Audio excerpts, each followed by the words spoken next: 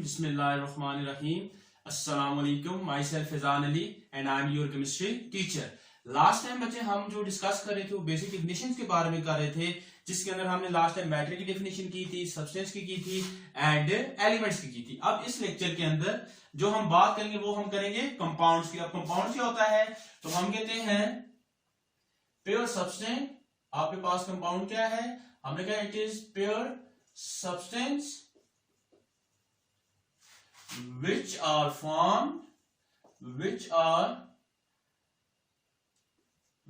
formed by combining two or more elements chemically in fixed ratio by mass। अब हमने कहा जो हमारे पास कंपाउंड है ये किससे मिलकर बनता है, दो या दो से ज्यादा एलिमेंट्स से मिलकर बनता है। कैसे एलिमेंट से, हमने कहा कि जब वो दो या दो से ज्यादा एलिमेंट्स एक फिक्स अमाउंट में, एक प्रॉपर अमाउंट में, एक खास मिकदार में कंबाइन हो तो वो उस तरह का जो प्योर सब्सटेंस बनेगा उसको आप क्या कहते हैं, कंपाउंड्स कहते हैं। अब फॉर एग्जांपल यहां पे हम बात करते हैं, हम बात करते हैं H2O। H2O आपके पास क्या होता है, वाटर होता है। H2O किसका फॉर्मूला है, वाटर का। अगर हम वाटर की बात करें तो वाटर के अंदर हाइड्रोजन जो है इसके कितने कंपाउंड है, सॉरी एटम है 2 और ऑक्सीजन के कितने हैं 1। तो हम कहते हैं 2:1 की वजह से, मतलब 2 हाइड्रोजन और 1 ऑक्सीजन जब मिलेंगे तो आपके पास क्या बन जाएगा, वाटर बन जाएगा। देखिए अगर ये फिक्स रेशियो में ना हो, फॉर एग्जांपल H3 हो जाए तो फिर ये गलत हो जाएगा, H4 हो जाए तो तब ये गलत हो जाएगा। या अब हम कहते हैं कि Hp2 हो जाए, O2 हो जाए तो ये आपके पास क्या बन जाएगा, H2O2 which is not water, that is क्या है, हाइड्रोजन पेरोक्साइड है। मतलब ये हो गया कि आपने एक चीज याद रखनी है कि हमेशा कंपाउंड जो है वो फिक्स रेशियो से मिलकर बने। मतलब फिक्स रेशियो किसकी, मतलब फिक्स रेशियो बाय मास कि मतलब उसके अंदर जो दो हिस्से हैं वो किसके हैं, हाइड्रोजन के हैं, और एक हिस्सा किसका है, ऑक्सीजन का। तो तब जाके आपके पास क्या बनेगा, वाटर बनेगा। अगर इनकी अमाउंट हम हाइड्रोजन या ऑक्सीजन की ज्यादा कर दें तो उसकी वजह से क्या हो जाएगा, वो चेंज हो जाएगा। वो जो एलिमेंट है या वो जो कंपाउंड आप बना रहे हैं वो क्या हो जाएगा, वो नहीं बनेगा। अब बच्चे इसके अलावा आप एक और चीज याद रखें कि हम कहते हैं in this elements does not maintain their properties. मतलब इसमें जो एलिमेंट्स होते हैं उसकी प्रॉपर्टी सेम नहीं होती। अब फॉर एग्जांपल अगर हम इसी की बात करें, वाटर की बात करें, तो हाइड्रोजन क्या है, हाइड्रोजन ऐसी गैस है जो खुद जलती है, बर्निंग गैस है। हाइड्रोजन क्या है, बर्निंग गैस है, खुद जलती है। और ऑक्सीजन क्या करती है, हेल्प करती है किसमें, बर्निंग में। देखिए मैंने आपको क्या कहा, हाइड्रोजन है आपके पास और दूसरी क्या है, ऑक्सीजन है। तो हमने कहा जो हाइड्रोजन है इसका मेन फंक्शन क्या है, ये बर्न होती है, ये खुद जलती है, बर्निंग गैस है। और अगर हम बात करें इसकी ऑक्सीजन की तो ये क्या करती है, हेल्प इन बर्निंग।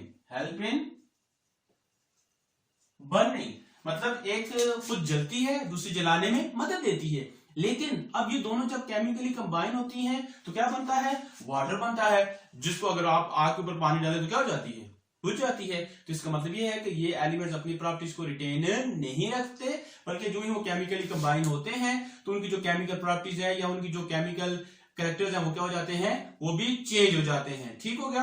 अब इसके बाद हम बात करते हैं फार्मूला ऑफ कंपाउंड्स की। फार्मूला ऑफ कंपाउंड्स क्या है, तो हम कहते हैं the symbolic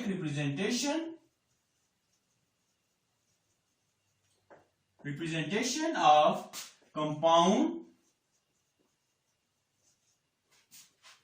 is called formula of compound. मतलब ये होगा कि जब हम किसी भी, अब देखिए आपके पास वाटर हमने इंग्लिश में लिखा हुआ था यहाँ पर, तो यहाँ पे H2O है तो ये सिंबल्स की फॉर्म में है। तो जब आप किसी भी कंपाउंड को सिंबल्स की फॉर्म में लिखते हैं तो ये उसका क्या हो जाता है, फार्मूला हो जाता है। जब आप किसी भी कंपाउंड को सिंबल्स की फॉर्म में लिखते हैं तो ये उसका क्या हो जाता है, फार्मूला हो जाता है। अब बच्चे यहाँ पे हम कुछ एग्जांपल्स की बात करते हैं। सबसे पहले हम बात करते हैं बेकिंग सोडा या खाने का सोडा जिसको आप कहते हैं। इसका अगर आप केमिकल नाम देखें क्या है, सोडियम बाइकार्बोनेट। और यहाँ पे अगर हम बात करें इसकी तो ये क्या, इसका फॉर्मूला क्या है, NaHCO3। मतलब अगर सिंबल की फॉर्म में लिखेंगे तो ऐसे लिखेंगे, साइंटिफिक साइंस के अंदर ऐसे, इंग्लिश के अंदर ऐसे।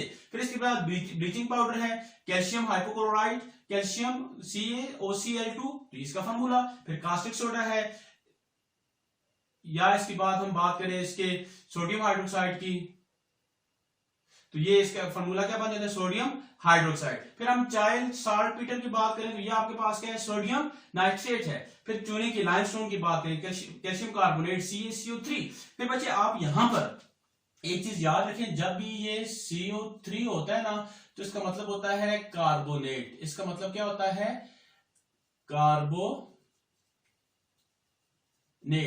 और अगर आपके पास आ जाता है NO3 तो इसका मतलब होता है नाइट्रेट। NO3 का मतलब क्या होता है, नाइट्रेट। ठीक हो गया। अब देखिए यहाँ पे अगर आप देखिए सोडियम हाइड्रोक्साइड OH है, सोडियम नाइट्रेट NaNO3 किसके लिए होता है, नाइट्रेट के लिए। अब अगर हम यहाँ पे हम K लगा देते हैं ना तो ये क्या हो जाता है, पोटाशियम नाइट्रेट हो जाता है। ठीक है, ये चीज आपने याद रखनी है, CO3 कार्बोनेट, NO3 नाइट्रेट।